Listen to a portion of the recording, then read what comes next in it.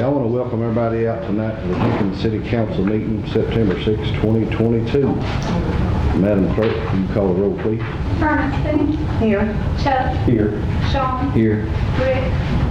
Sammy. Here. Garner. Here. All right, if y'all stand, Chuck, would you lead the prayer, please?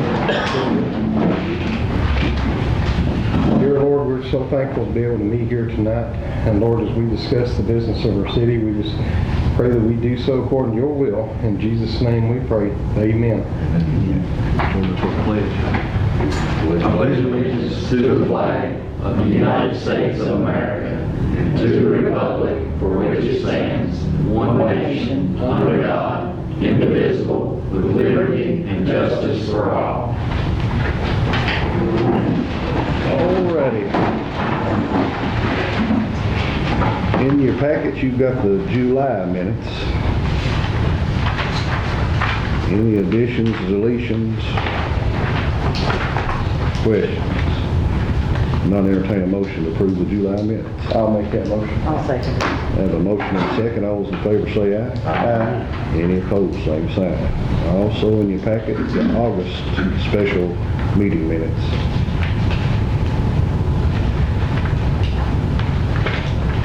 Nothing on that, entertain a motion to approve. I'll make that motion. I'll say it. Have a motion and a second. All those in favor say aye. Aye. Any opposed, same sign. All right, July financial report is also in your packet. Any questions about it? I'll make a motion to approve the financial report as presented. I'll second. Have a motion and a second. All those in favor say aye. Aye. Any opposed? August financial report is also in the packet. Any questions about that? Not entertain a motion to approve. I'll make that motion. I'll second. Motion second. All those in favor say aye. Aye. Any opposed? Thank you. Alrighty. We'll let Harold give a engineer's report. We I didn't get really don't have a big engineering report. I did find out the meters finally on this phase 5 Jenkins water replacement that we got done with in November of last year should be here by the end of the month. So hopefully we can get those in. And they will be as soon as they come in, they're scheduled to put them. Yeah, we've been sort of busy the last 3 or 4 weeks. Oh, yeah. We haven't much worried about that. Alrighty. Anybody in the audience got anything you want to talk about? Alrighty, old business. No, new business. Budget amendment. First reading.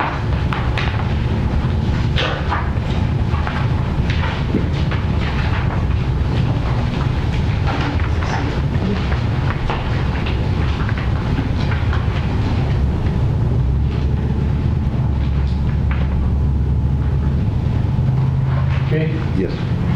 Budget amendment number 258-A. First reading of budget amendment ordinance number 258-A, amending the City of Jenkins budget for the fiscal year July 1st, 2021 / June 30th, 2022 to include non-budgeted receipts for insurance payments on wrecked vehicles in the amount of $9,935 and increasing expenditures in the area of general funds, non-budgeted receipts from Channel 99 income in the amount of $12,100, and increasing expenditures in the area of Channel 9 expenses, non-budgeted receipts from LGEA coal severance funds in the amount of $9,759. Mineral tax in the amount of $8,747, and increasing expenditures in the area of LGEA coal severance and mineral tax funds non-budgeted receipts for stimulus grant in the amount of $508,395.25, and increasing expenditures in the area of stimulus funds non-budgeted receipts from sidewalk projects in the amount of $312,437.58, and increasing expenditures in the area of road department for sidewalk projects and non-budgeted receipts from safety and cyber grants in the amount of $8,000, and increasing expenditures in the area of general funds, non-budgeted receipts from community trust bank loans in the amount of $23,998 for mower, and increasing expenditures in the area of general funds, non-budgeted receipts from water, sewer, solid waste in the amount of $32,415, and increasing expenditures in the area of utility funds will be held at the City Council meeting on September 6, 2022 at the Jenkins City Hall at 7:00 p.m. A copy of the ordinance with full text is available for public inspection at the office of the city clerk during normal business hours, Monday through Friday, 8:00 a.m. to 4:00 p.m. The first reading, we'll have second reading next month. Okay, property tax.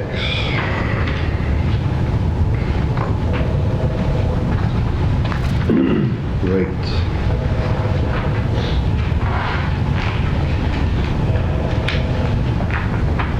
We're managing, it'll be my recommendation that we keep the rate at 0.3499 for both real property and tangible.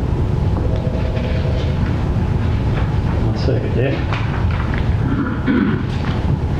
I'll make a motion on it.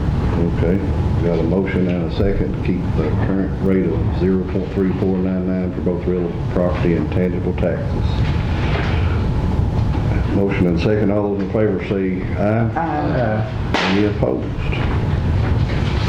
Alrighty, thank you. Alrighty, resolution for amended 401A plan for the retirement.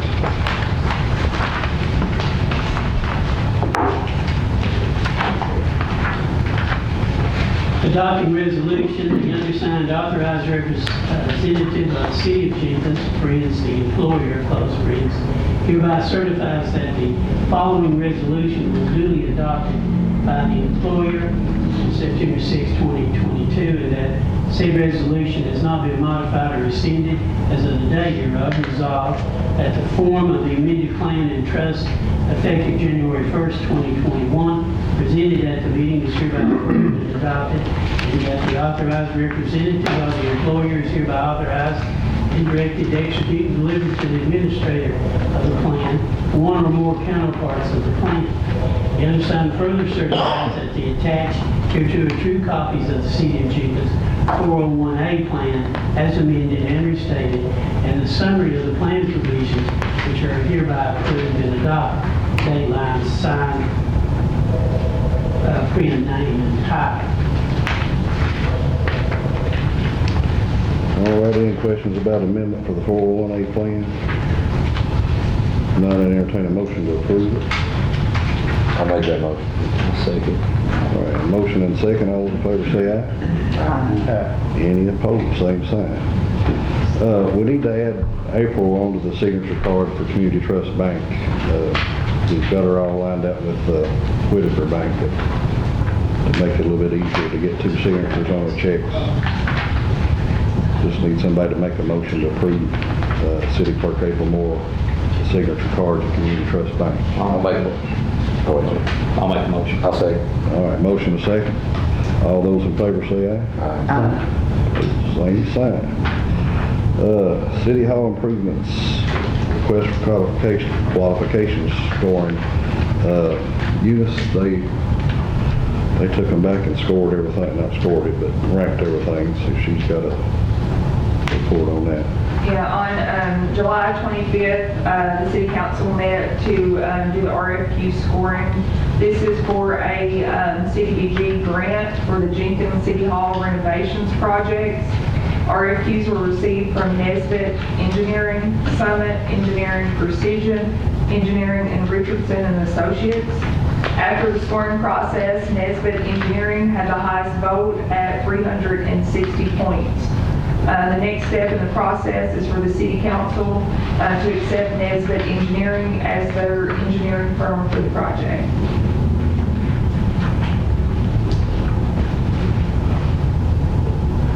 Did you say something about the hat scored out, or? Yeah. I was reading ahead. Anyway, Need a motion to approve Nesbit Engineering as being the front runner in the RFQ scoring. I'll make the motion. I'll second.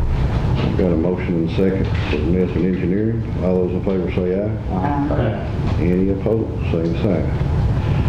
All right, Eunice, while we got you going, you want to do your report?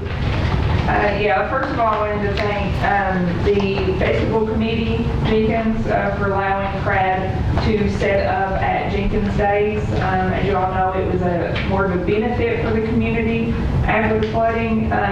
Me and Candy Fields, who is one of our new grant writers, at CRAD, we both set up and talked about some of the projects that we have going on in Jenkins and in Letcher County.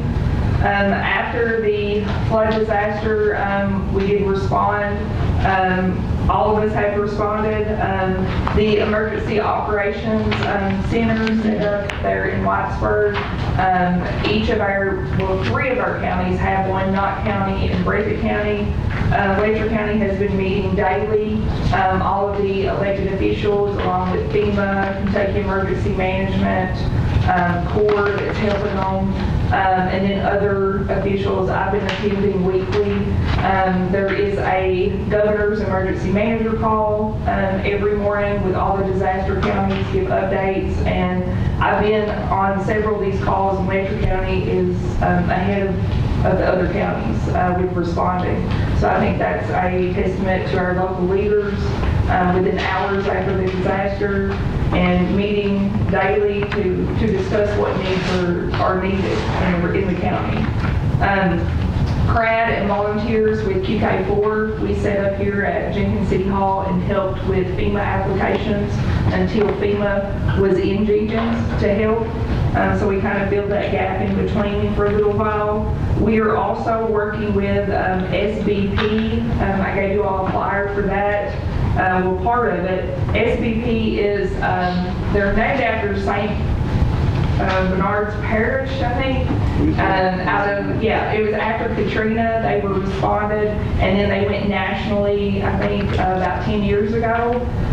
So they are privately funded through foundation and organizations, and they're working with us to provide some training. We're going to be doing that training on the week of October 3rd. It's going to be some disaster preparedness training focused with emergency managers, local officials, and then also we're offering a case management course. It'll be a 2-day course. I plan to take that myself. It's so that you help a survivor from the time they apply for FEMA until they recover. It's to get them through a lot of the different opportunities for funding and assistance. So we'll be doing that training. Also, they are helping with appeals. So if you know anybody that needs help with appeals, they're offering that assistance. And this is something that they do often nationally. So they're very well experienced with FEMA. Mayor DeVries also coordinated with Barry Turner with USDA to provide a fact sheet. This is their disaster assistance for those over 62. It was $10,000 is what the normal allowance is for it, the program, but it's been raised for our disaster counties to $36,520. This can be used for culverts, it can be used for your heat pumps, for your HVAC systems, any other type of damages. So please apply for that funding. And that is a grant, 100% grant. It's not a loan. I am also working with FEMA and our CAP agencies. There have been 4 counties that have been approved right now for trailers to be set up for survivors to live in, and that is Breathitt, Knott, Perry, and Letcher. And I'm working with LKLP for Letcher County to help provide some demand response transportation, public transportation for those individuals so that they can stay connected to their community, attend their church, visit with their family members, also shopping and medical needs and all that. So as people are getting moved into those trailers, we will assess what their needs are, and LKLP will provide the transportation, and then hopefully provide some routes for that for those areas. Senator McConnell was in Hazard on Friday, and Judge Adams, Mayor Polis, and Mayor DePriest were there. He had a closed media meeting to listen to a lot of concerns with FEMA. I think that McConnell left with a good realization from a survivor standpoint, because we actually had someone from CRAD who was directly affected and had to swim out of her home. So she spoke to that and told her story. So I think it truly set in what some of our survivors are going through right now. The Mountain Parkway, I kind of threw that in there. We just broke ground on Wolf County section, 11 mile section, and that's the last middle section. So hopefully it'll move on to Kentucky 114 and then to Prestonsburg to US 23. I know most everybody in Letcher County is going to Lexington, Louisville, or Frankfort to go up and go to the Mountain Parkway. So that's going to directly affect our region, our county. The EPA Recreation Economy for Rural Communities, I had this on here since November. Tabitha Haddix had applied for this. Jenkins was awarded this grant. It's a planning assistance program. It will help identify strategies to grow the community with outdoor recreation and revitalize Main Street. Candy Fields is working on this project. A steering committee has been created, and I think a couple of you are on the steering committee. Workshops are being scheduled, and the first task of the committee is to do a self-assessment. So we're going to be scheduling that soon. The FEMA BRIC for Jenkins Elkhorn Dam project has been submitted, and it's in review. The ARC sewer inflow and infiltration project, we're working on maps for that one just to finalize our portion of it. And we're working on the Law Enforcement Protection Program grant, foundation grants for the museum, and then finally a Safe Streets and Roads for All program. This is a federal grant for the infrastructure bill. CRAD will be applying for the grant. It is for a regional action plan. It will cover all 8 counties, all 13 cities, and it will identify measures to improve local roadways, streets, and county roads. And the focus of the program is towards zero deaths. So it's focusing on not only the road, but also pedestrians and any type of fatalities that occur on local roads. So we will be applying for that. That's due September the 15th. And once we get an action plan for our region, then the city, the counties can pull out their information from that plan and then apply for implementation grants separately. Those implementation grants are $5 million or more. Those can be for big projects, curb revisions, bridges, larger projects. So we're applying for that action plan as a region, and then we'll be able to pull those out for the counties and cities to apply separately. There's a lot going on. I think my speech gets longer and longer every month. On that USDA grant, Yeah. a couple I had referred to do that, and one lady today called about it, and they told her that she had to be 62. Yeah, 62. Okay. Yeah. Yeah, I found that out today. Yeah, I found it out. That was not on, if you see, I've got a copy of the fact sheet. The fact sheet that we were provided, the age was not on there. Yeah, So well, I it took didn't see someone it. call, yeah. And Yeah. so, but, you know, maybe someone can benefit from that. But it will benefit, you can use it for your private bridges Right. and culverts and stuff. So, you know, those people who are over 62 who Right. have some property damage. Mhm. And definitely, you know, even with FEMA, if you get the max award, I mean, that's going to help tremendously, even with like your heat pumps and, yeah. Alrighty, thank you, Eunice. Council got anything, and if you want to think about it, I'll go into mine, and we'll come back to you. If you're ready to go, just let us know. I'm ready to roll. All right. I've had several concerns about the dilapidated property, about different areas, but one area in particular. Is there any way, or is there do we have an ordinance that we can go in and someone just walks off and leaves property forever, and they never come back to it, and we can't condemn and clean up properties. I mean, I know all the processes that you have to go through to get a deed cleared and get all of that stuff. Be able to get on the property. I'd have to defer that to the attorney. Well, we have a couple of ordinances. One is we have, if you want to think of it like an emergency ordinance, that's like if a building fell and part of it fell into the highway, or caught on fire. Sure. Or something dramatic like that we can make entry immediately and at least alleviate that problem, put a lien on the property. Right. The other ordinance though that's used most often is our condemnation blighted and deteriorated program. Right. And our blighted and deteriorated committee has resumed the meeting, and we actually 2 days before the flood had voted for six more properties to be recommended that you all vote to condemn. But the flood happened 2 days later. We had to shelve that for a while. Yeah. But our blighted and deteriorated, which allows us to do condemnation, is our primary weapon. We also have a third one, which is tax liens. Tax liens allow us the power to sue property and have it sold for tax liens. Okay.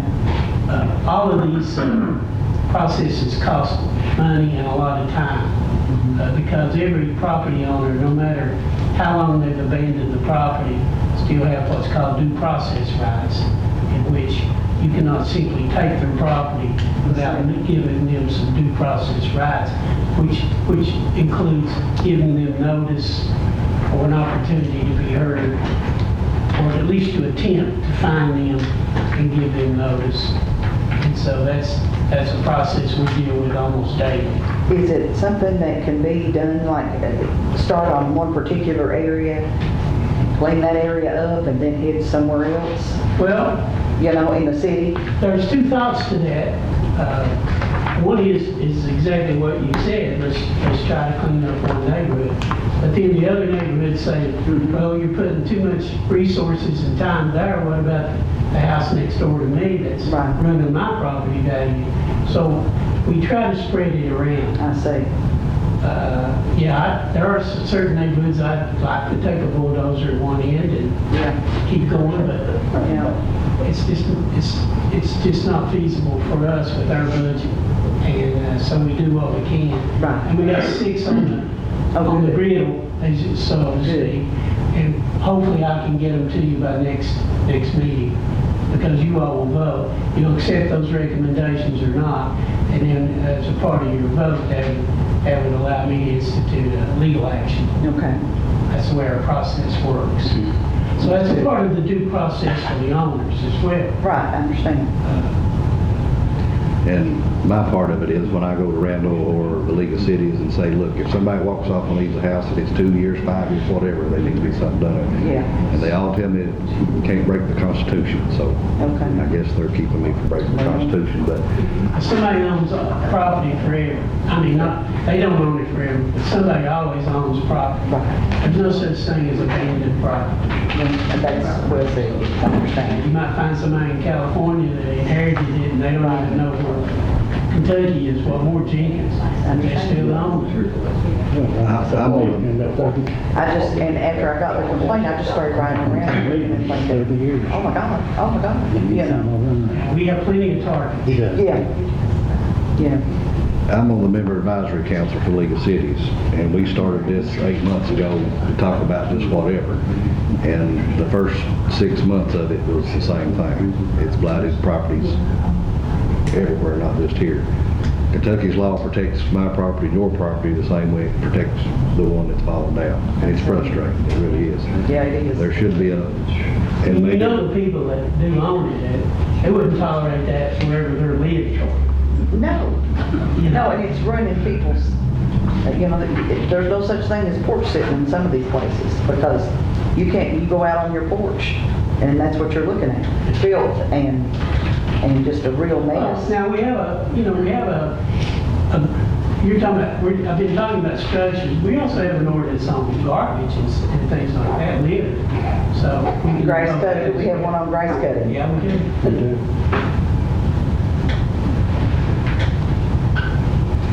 That house beside me, been there about 40 years, and no one can do nothing. Down here. I've been promising Bud and GZ and Charlie and Todd.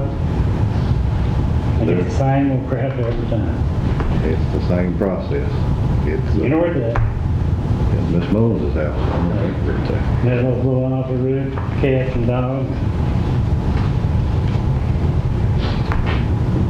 I get the same crap every time.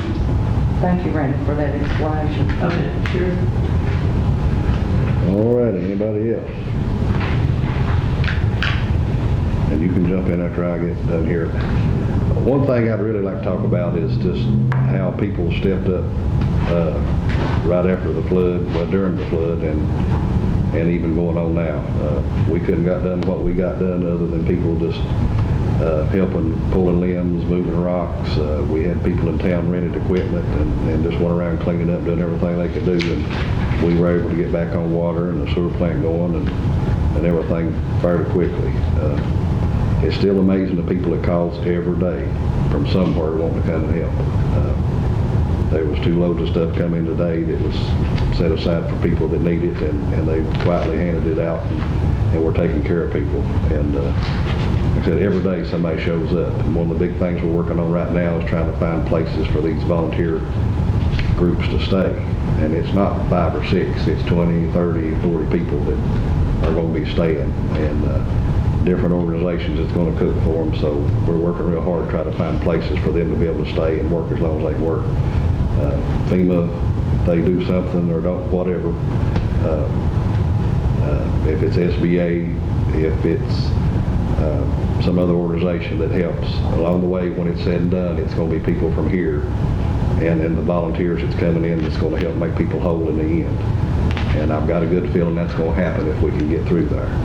One good piece of news, as of last Thursday night, there was nobody in the shelters in Letcher County. They've all found someplace to be. Now, I'm not saying they're back home. I'm just saying they're with somebody or in a camper or someplace, and they didn't need to stay in the shelters anymore. So that's going in the right direction.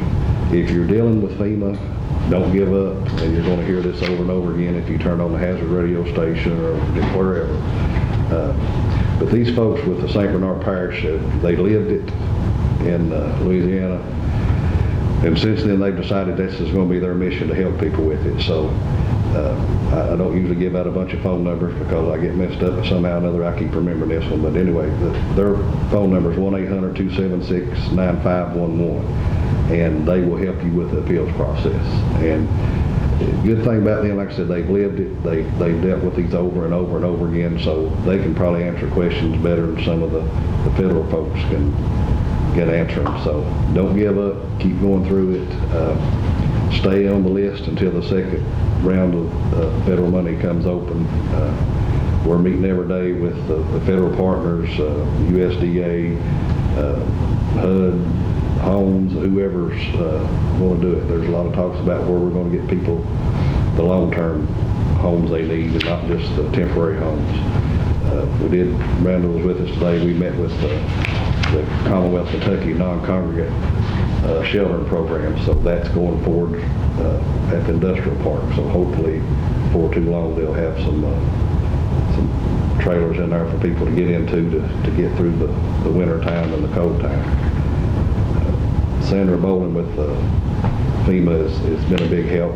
She manages all the federal partners, so we've sat down and we're starting to put together what happens next, what we're going to do about this school that's been destroyed, what's going to happen in different areas of the county. So all the work's being done. It's coming together. I didn't live through it. I got to see it all the time, but I didn't get washed off. But I do feel that there's going to be a way people's going to get help to some degree. You may not get everything you ever had back, but I think it's going to take everybody working together, and so far they are. Caseworkers is another big deal. I feel like we needed them before now, but just the way the information comes now, file your claim and get started on here, there's a certain process till they can get down to where that information can be released to people to start helping. But St. Bernard Parish, CORE, EKCEP will all be hiring caseworkers. Now, the reason the caseworkers I feel is important is because then you'll have somebody that knows you, that knows what you lost, where you're at in the process, that can keep in touch with everybody they need to keep in touch and help you get to the next level. So whatever your next need is, your next immediate need is, they're going to have a handle on who to talk to next.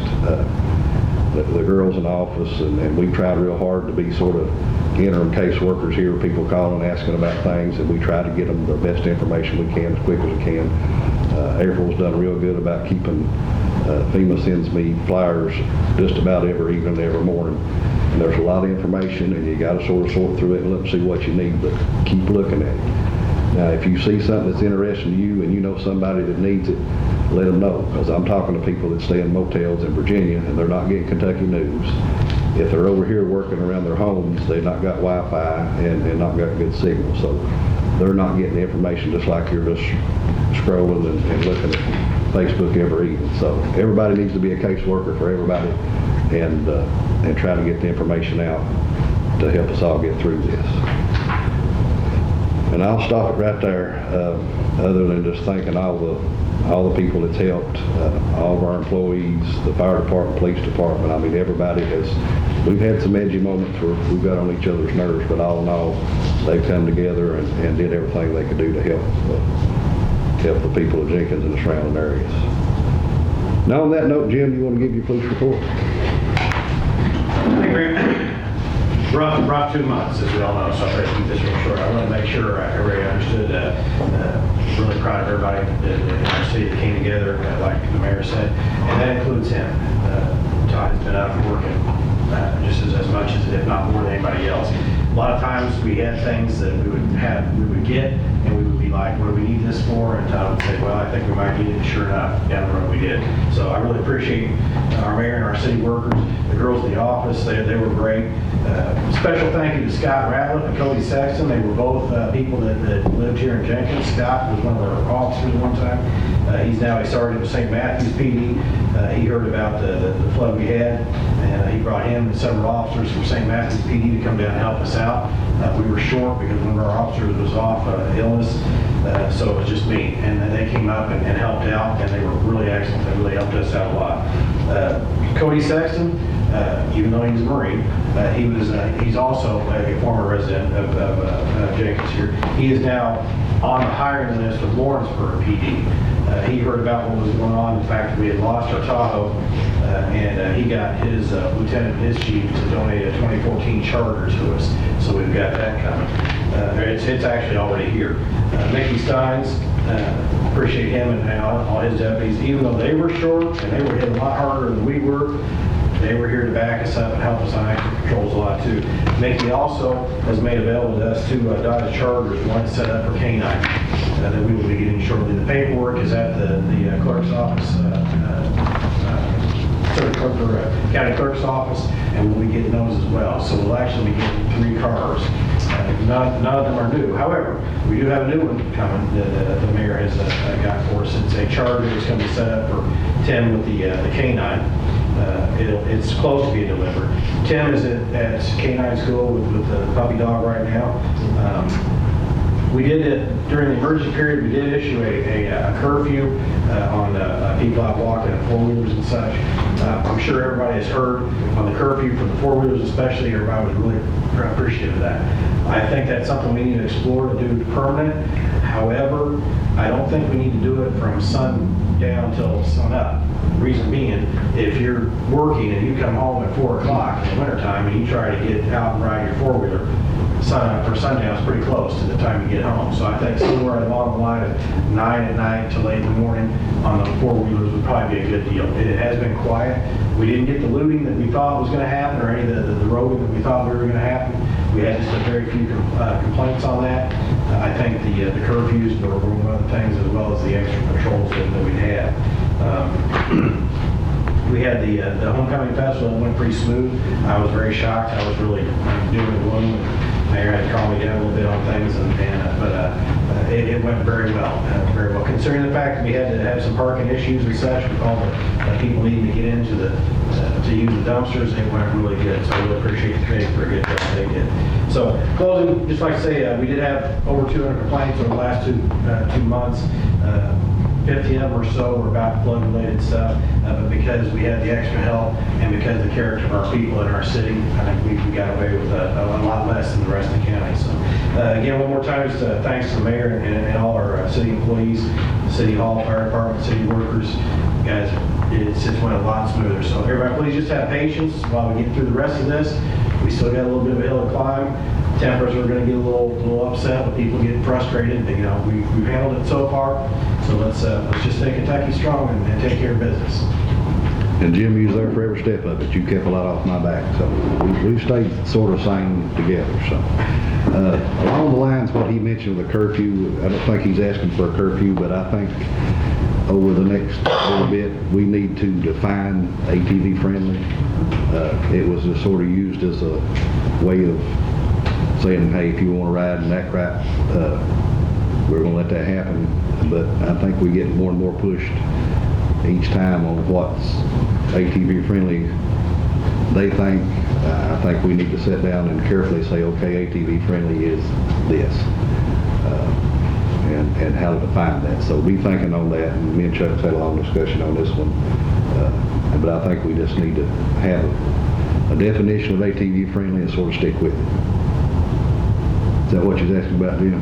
Yeah, I mean, and we can define that, but I think just one of the things we need to include in that, if we can include a thing saying, hey, nothing after a certain hour, like 9 o'clock, because everybody says it's been so quiet in town. Even the St. Matthews guys were like, do you all have anything happen here? I'm thinking, wait till you leave, we'll get it again. But it's quieter in town without all the folders. And in all honesty, most of the ATVs after dark are really kids that really don't have any business being out. Now, I know there's no school right now, but that's the most problem. It seems they come out after dark is when they all hit. So if we could come up with something like that, that'd be great. Well, I'd say we'll put you in charge of coming up with the outline of that, and then we can sort of let the council look at and see what they agree on. But I think it's a good idea to let people know what ATV friendly really is and the reason behind it and why we want to keep doing it. Alrighty, I think that's all my notes.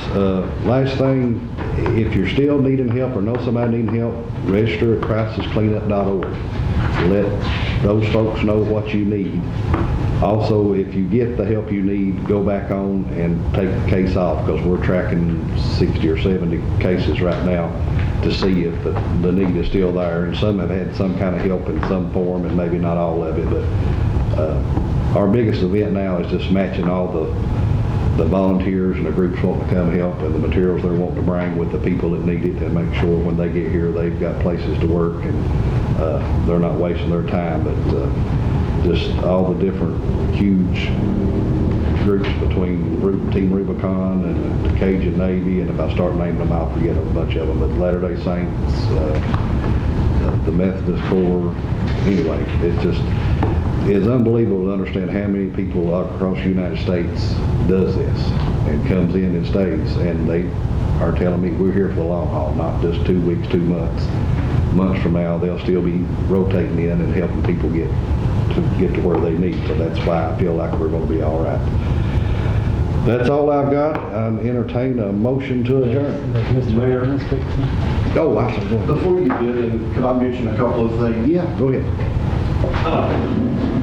Gentlemen, and I've been helping with FEMA appeals. We started with the applications and the appeals, just things that we flood.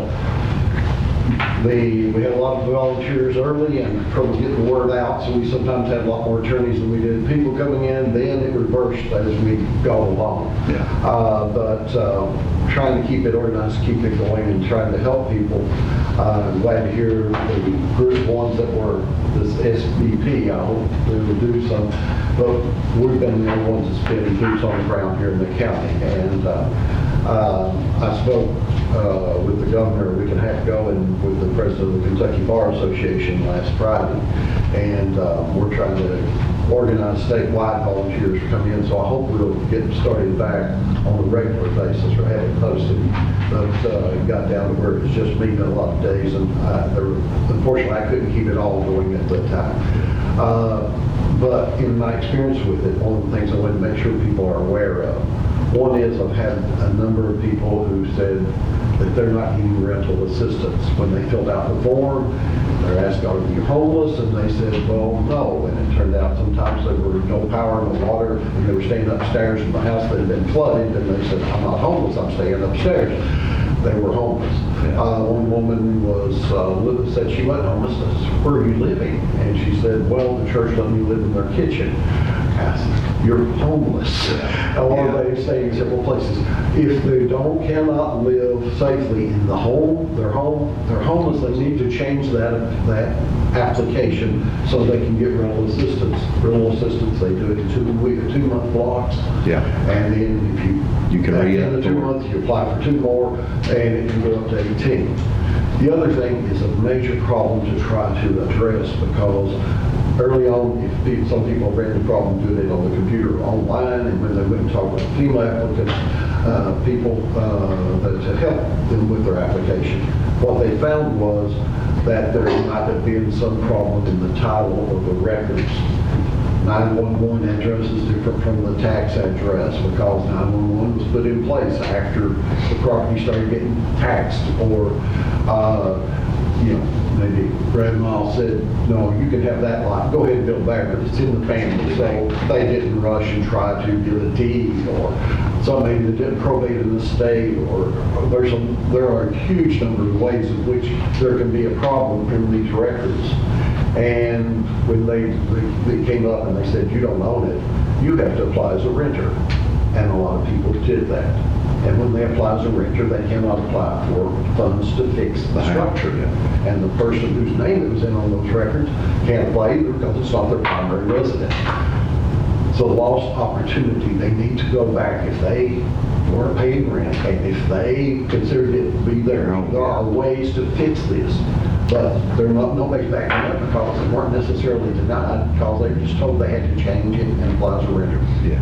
So if that happened, back up, go change that application, because everybody needs all the help they can get. And nobody's going to get enough to make them whole again, so they need to go after it. And the rental can reoccur, but toward the second month, you have to fill out a paper saying that you're staying with somebody, but you're giving them the money for whatever. You might have to give a receipt or show a lease. And they can say just under penalty of perjury, they don't have to have an attorney, but there's a lot of those things. And thank you for doing what you're doing. And hopefully, as the more of these caseworkers come on, they'll take a little load off you. But that's a simple piece of missing information is going the other way, and them answering what they feel is truthfully, which it's not their line if it's the other way. It's just that one piece. And maiden names and title work and all that is a big issue with it, but appreciate what you do. Well, you're absolutely right on that, and quite frankly, I can't see much rhyme or reason for how things are decided. One person will get $37,900, somebody else with a nicer home and more damage will get $187.47. It just, I can't. And I can't get an answer as to what methodology they use either. Yeah, good luck with that. A lot of the $180-some ones is to get a engineer or a licensed contractor to do estimates for bridges and roads. If you say your bridge or road's out, they send you $180-some, whatever. You don't get the letter 3 or 4 days later explaining what they put that money in the bank for. So people are not understanding, and I don't know how you fix it, but they need to stick with it and just keep going. And it's hard. They're overwhelmed. They've lost everything out of their life nearly, and it's hard on them. They need to keep going and try to do it. Yeah, stick with it, and even through the SBA process, apply. You're not obligated to take it. If you apply and you're not credit worthy enough to get it, they deny you, then it opens up the next round of money. That's our meeting tonight. Don't give up. We've got some stuff coming up with contractors, and we may have to have another meeting in a week or two, but I'll let you know quickly. Entertain a motion to adjourn. I'll make that motion. I'll second. Motion second. All those in favor say bye. Thank you all for coming out.